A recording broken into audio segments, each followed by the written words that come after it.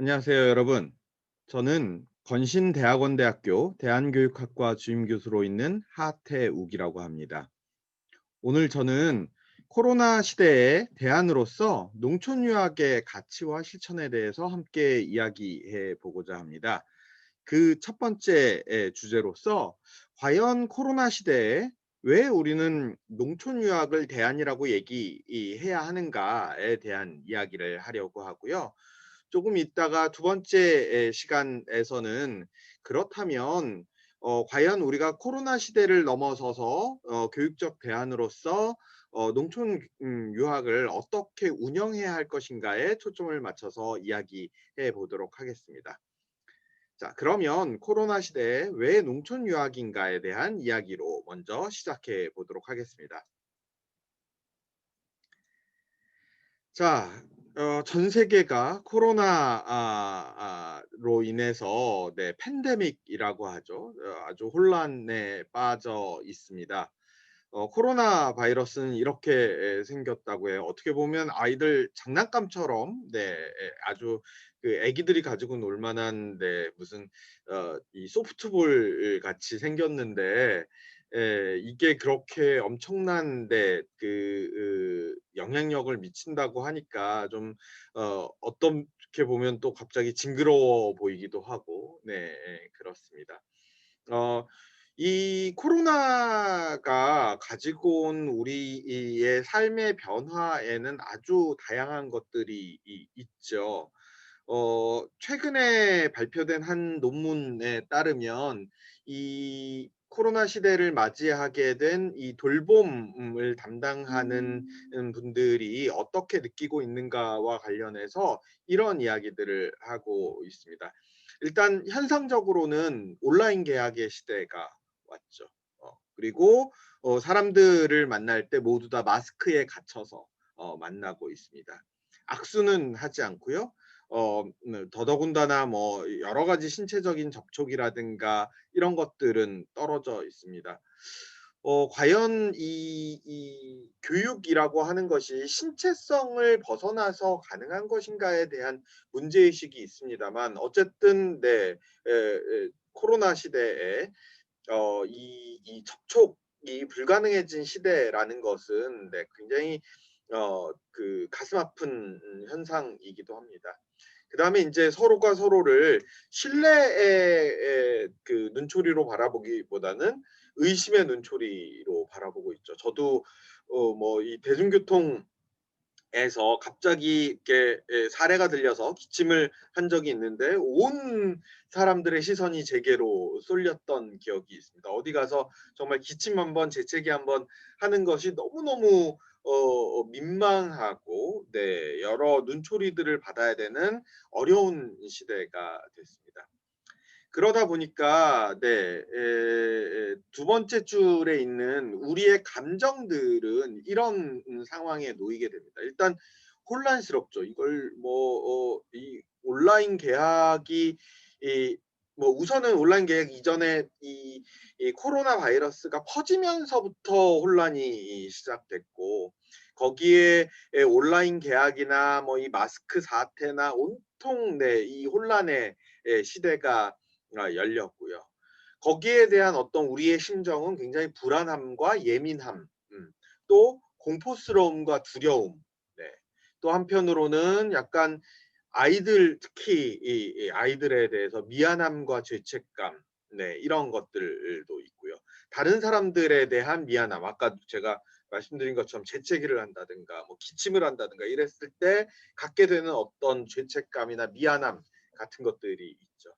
또 다른 사람들에게 피해를 주면 안 되는데 하는 어떤 두려움 같은 것들도 제가 쪽 그 어 이 팬데믹 사태에 들어오면서 감기를 한번 앓은 적이 있는데 이게 혹시라도 코로나일까 봐. 뭐 제가 아픈 건 2 차적인 문제고 제가 만나고 다니는 분들이 거의 대부분 아이들과 무언가를 하시는 분들인데 교사거나 뭐 교육청 관계자거나 대안학교에 계시거나 농촌 유학에 계시거나 이분들한테 제가 옮겼다가 '이거 어떡하지?' 이런 다행히 코로나는 아니었고 단순 감기였습니다만 그때의 그 공포감, 두려움, 네, 다른 사람들에게 내가 피해를 줄까 봐 겪는 어떤 그런 것들은 굉장히 극심했었습니다. 그래서 인제 우리는 이런 사태에 이런 감정들을 겪으면서 하나씩 인제 대응책들을 찾아가고 있죠. 첫 번째로는 소독과 안전 확보가 어떻게 가능한 것인가. 여러 가지 방역과 관련된 다양한 형태들을 통해서 안전한 환경들을 만들기 위해서 노력하고요. 그다음에 인제 위생 교육이죠. 우리가 함께 건강하고 안전한 삶을 함께 살아가기 위해서 만들어 가야 되는 어떤 공감대와 생각들, 태도들을 변화시키기 위한 어떤 행위들이 되겠습니다. 그리고는 인제 중요하게 등장한 것이 바로 돌봄의 문제죠. 사실은 오랫동안 아주 최근까지도 그 돌봄이라고 얘기하는 것은 대단히 개인의 영역이거나 집에서 알아서 부모들이 해 주는 거거나 그렇지 못한 경우에만 국가가 복지적인 차원에서 하는 것이라는 생각이 굉장히 강했습니다. 그런데 최근 들어서는 이 돌봄의 문제들을 어떻게 바라볼 것인가가 특히 교육과 연관해서 우리의 삶과 연관해서 이 돌봄의 사회에 대한 문제의식들이 훨씬 더 커졌고 그 돌봄을 위한 관계와 소통의 문제들이 훨씬 더 중요하게 등장하게 되었습니다. 이 이야기를 농촌유학과 묶어서 좀 같이 해 볼 생각입니다. 자, 예를 들어 우리가 전근대 사회에서는 어 우리는 굉장히 밀접하게 살아왔죠. 동네 사람들끼리 옆집에 숟가락 젓가락 개수가 몇 개인지까지 다 아는 이런 환경 속에서 아주 가깝게 지내왔었고요. 생활의 근거는 가족이었었습니다. 그리고 우리가 살아가는 생활의 기반은 농촌이었었어요. 그런데 이게 산업혁명이 일어나고 근대 사회로 오면서 우리는 이 끈끈한 관계, 지긋지긋해. 예. 이 관계들을 어떻게 하면 끊어낼 수 있을 것인가. 그래서 뭐 이 부모와의 관계, 가족과의 관계, 친지와의 관계 이런 것들을 다 끊어내야 오히려 근대적인 삶이고 핵가족 단위로 우리끼리 잘 살아내면 되는 것이야라고 하는 것들을 지향하는 사회로 가게 됐습니다. 네, 저는 아주 시골 출신인데요. 거기서 부모님이 서울로 유학을 보내셨어요. 그때의 유학은 이 시골의 전근대적인 관계망 속에서 벗어나서 서울에서 이 도시의 삶으로 혼자서 이 자본들을 획득하면서 살아가라라고 하는 부모님의 어떤 그 배려가 있으셨던 거죠. 삶의 그 기반은 일터가 되는 거고요. 우리의 삶의 터전은 도시였었습니다. 그런데 이게 후기 근대 사회로 오면서 이 단절이 굉장히 쿨하고 멋있고 근대적인 것이라고 생각했었던 이 단절이 소외를 낳는다는 것을 우리가 깨닫게 됐죠. 굉장히 고독한 현대인들이 자본의 기댄째, 그러니까 모든 것들을 돈으로 서비스로 구매해야 되는 사람들인 겁니다. 그러니까 우리가 살아가는 이 기반은 결국은 혼자인 건 거죠. 알아서 개인적으로 내가 가진 자본을 돈을 기반으로 알아서 살아야 되는 이런 사회가 되었다는 겁니다. 그리고 지금 우리가 이제 탈근대를 이야기하는 사회에 와 있습니다. 그리고는 다시 이 소외의 문제, 결핍의 문제들을 회복하기 위해서 다시 어떻게 하면 연결의 문제로 돌아갈 수 있을 것인가를 고민하는 시점에 와 있는 거죠.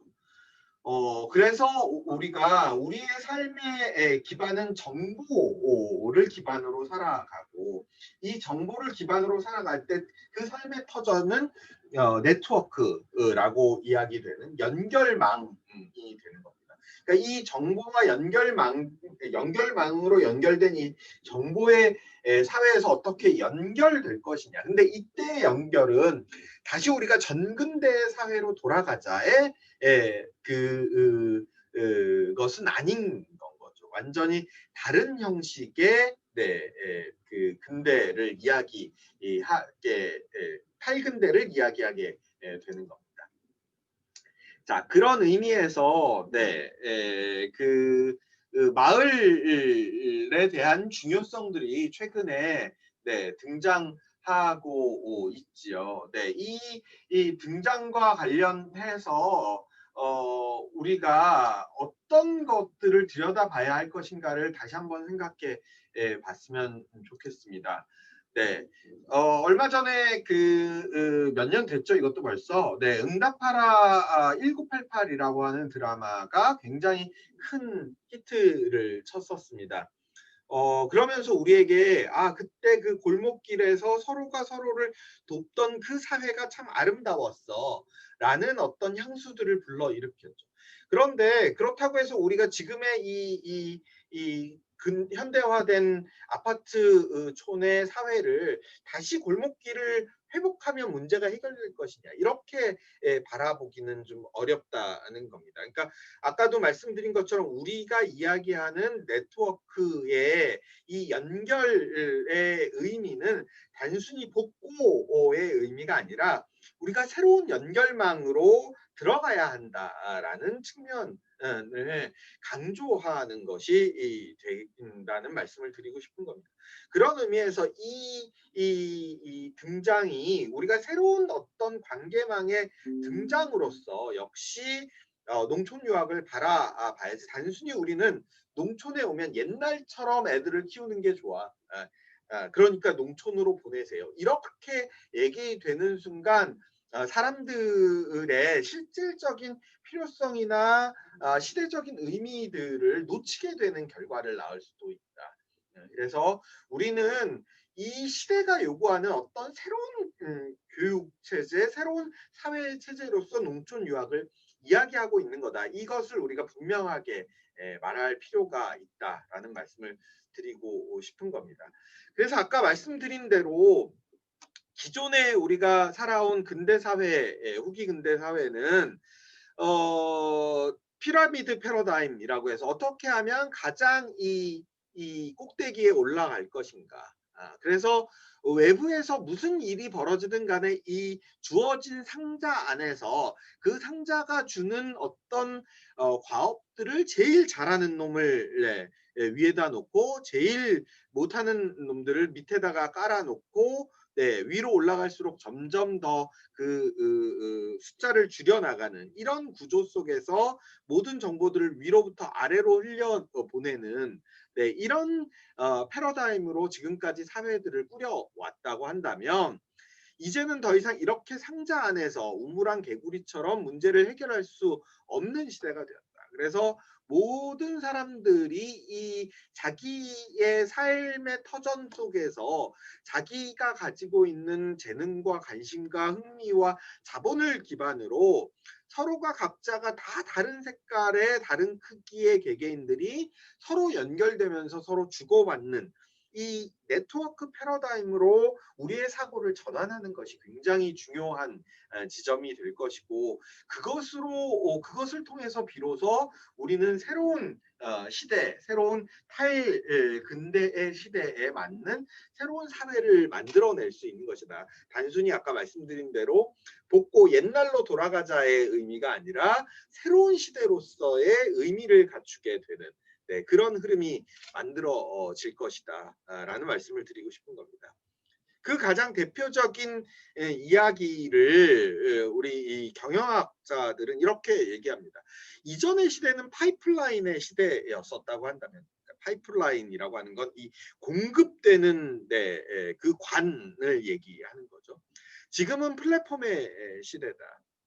이게 무슨 얘기냐 하면 파이프라인이라고 하는 것은 주어주는 게 중요한 거죠. 누가 언제 어떻게 무엇을 주어주느냐가 우리에게 의미가 있고 중요한 그런 시대가 되는 겁니다. 그런데 네, 여기 이 그림에서 보시는 것처럼 이게 인제 그 핸드폰의 초기 버전이거든요. 사이즈가 어마무시하죠. 네. 이 당시의 핵심은 뭐냐면 이 핸드폰의 사이즈를 어떻게 하면 줄일 수 있을 것이냐. 네. 그때 당시에 제일 잘 나가던 핸드폰 회사가 노키아와 모토로라라고 하는 두 회사였는데 이 두 회사가 점점 핸드폰을 줄이는 네, 경쟁에 들어갔습니다. 그래서 요만한 막대만큼 줄이기도 하고 모토로라에서는 이렇게 탁 반으로 접히는 네, 지금의 폴더폰이라고 불리는 핸드폰을 처음 만들기 시작했죠.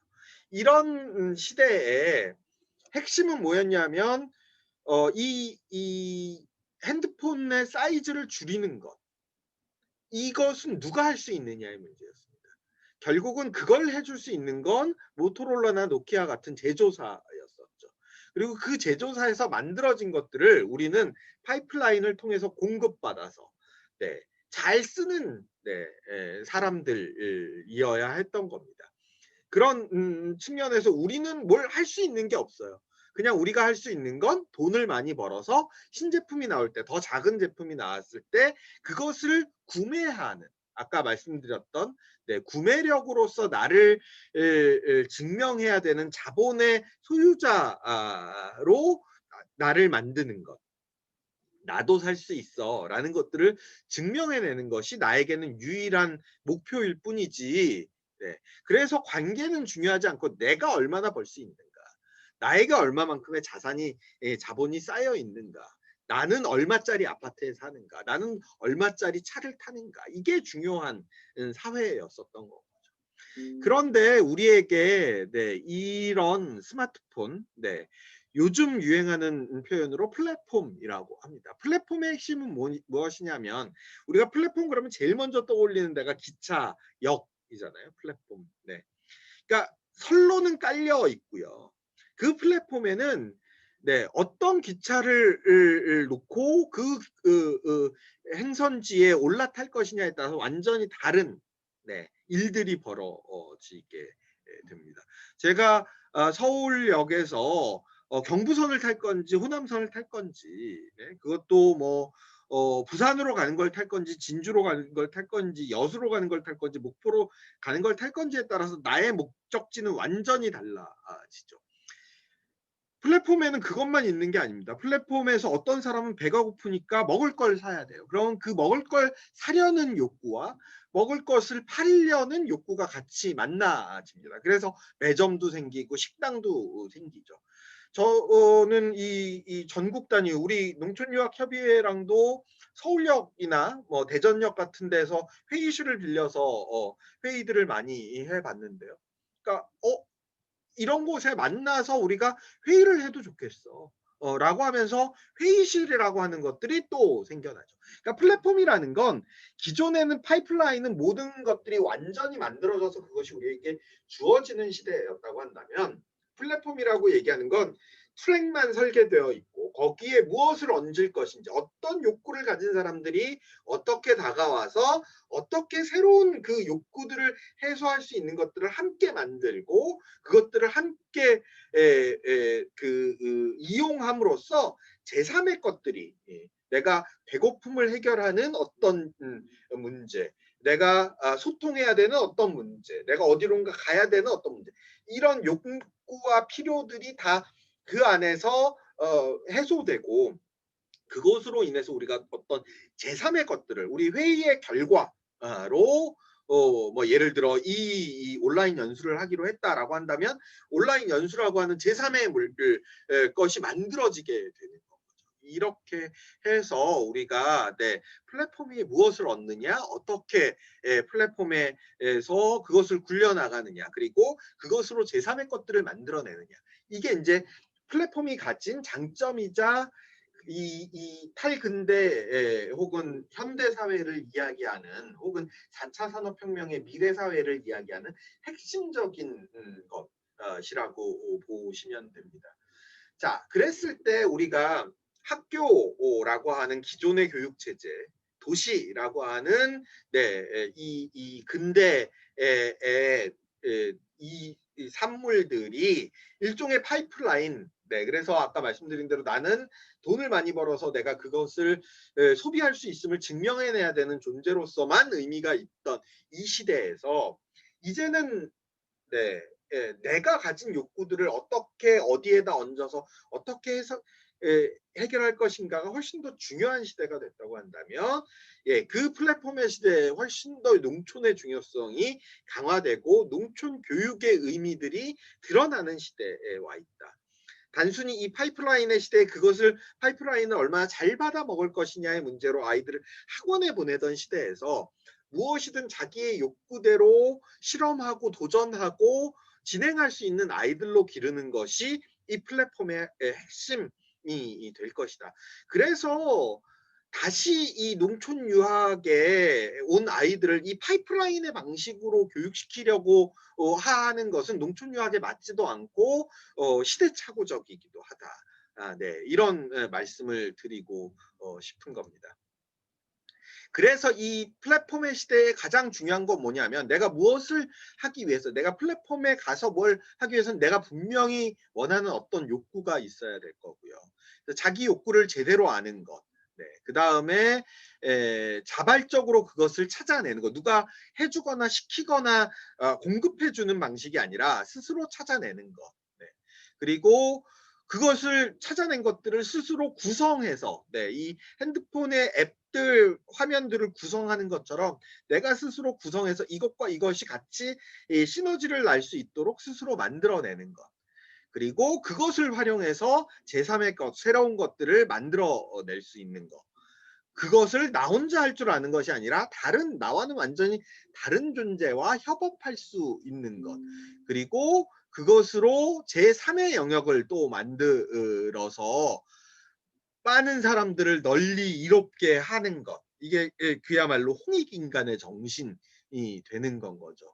그것을 그냥 한 번 하고 끝내는 것이 아니라 지속 가능한 체제로 만드는 것이 이 플랫폼의 시대가 요구하는 어떤 사회적인 구성이 된다. 그런 의미에서 네, 저는 교육적 게임의 법칙이 변화했다 이렇게 말씀드리고 싶습니다.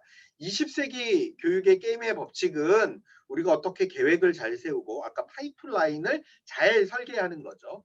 그것을 계속 억지로 공급해서 입안에다가 피드라고 하는데 집어넣어야 되니까 그걸 참아내야 되는 거죠. 공급하는 사람도 힘들고 억지로 꾸겨 넣는 사람도 힘듭니다. 그리고는 누가 그걸 잘 참아내나를 경쟁하는 방식으로 20세기의 교육이 진행되어 왔었다면 21세기의 게임의 법칙은 네, 덕통사고라는 이게 되게 인터넷 용어를 가지고 왔습니다. 원래 영어로는 이것을 인카운터라고 표현합니다. 영어의 인카운터는 사전에서 보면 만나다라는 뜻을 가지고 있습니다.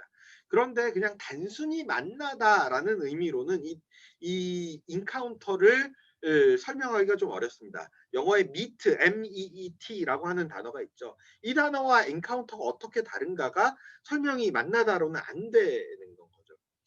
인카운터는 우연히 만나는 겁니다.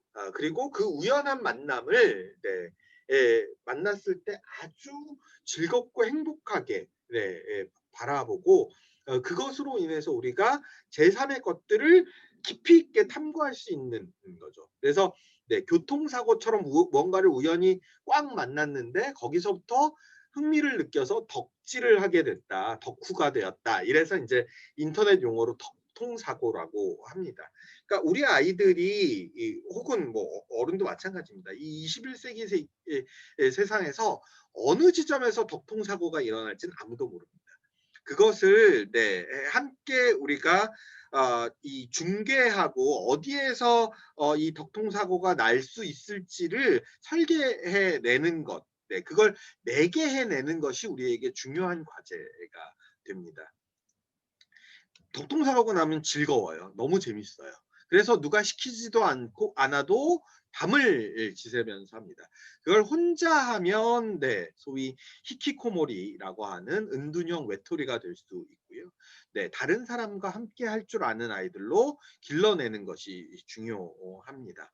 이 시대에 네, 이렇게 관계를 맺음으로써 우리는 소통하는 법을 배우고요. 관계 맺는 법을 배움으로써 생기가 돌게 되는 겁니다. 그 생기를 통해서 우리는 스스로 돕고요. 함께 돕고요. 공적으로 돕는 네, 이 관계가 만들어지고요. 그것이 다시 소통을 만들고 관계를 만들고 생기를 만들고 네, 그래서 이 선순환 구조가 이루어지는 이런 시대가 나올 수 있는 겁니다.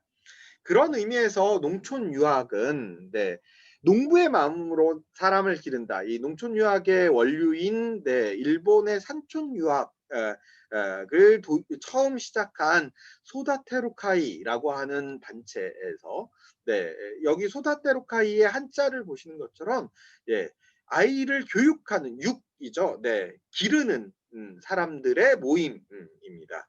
네. 예, 그래서 이 소다테루카이에서는 예, 농부의 마음으로 사람을 기른다 이렇게 표를 정하고 있습니다.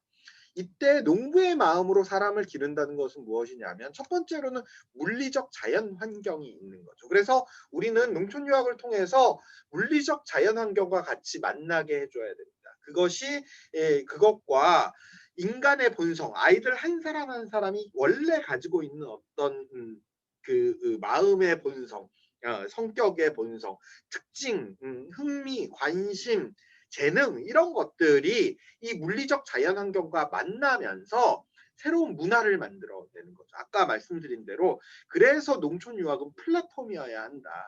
단순히 농촌 유학의 프로그램 제가 조금 이따가 더 자세하게 말씀드리겠습니다만 농촌 유학의 프로그램을 뭘 할 거냐 어떤 강사를 섭외해서 어떤 프로그램을 하면 농촌 유학이 훌륭하다고 얘기될 것이냐 이런 접근이 아니라 이 플랫폼 속에서 아이들이 물리적 자연환경과 어떻게 풍부하게 덕통사고를 만날 수 있도록 우리가 중개할 것인가. 인간의 본성이 충분히 드러날 수 있도록 어떻게 그것을 환경을 플랫폼을 만들어 줄 것인가.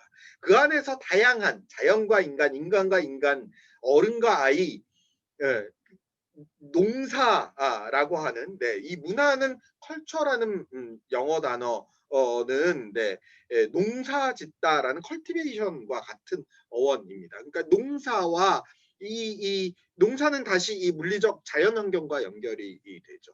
우리의 사계절, 세시풍속 이런 것도 역시 자연 환경과 연결이 되는 겁니다.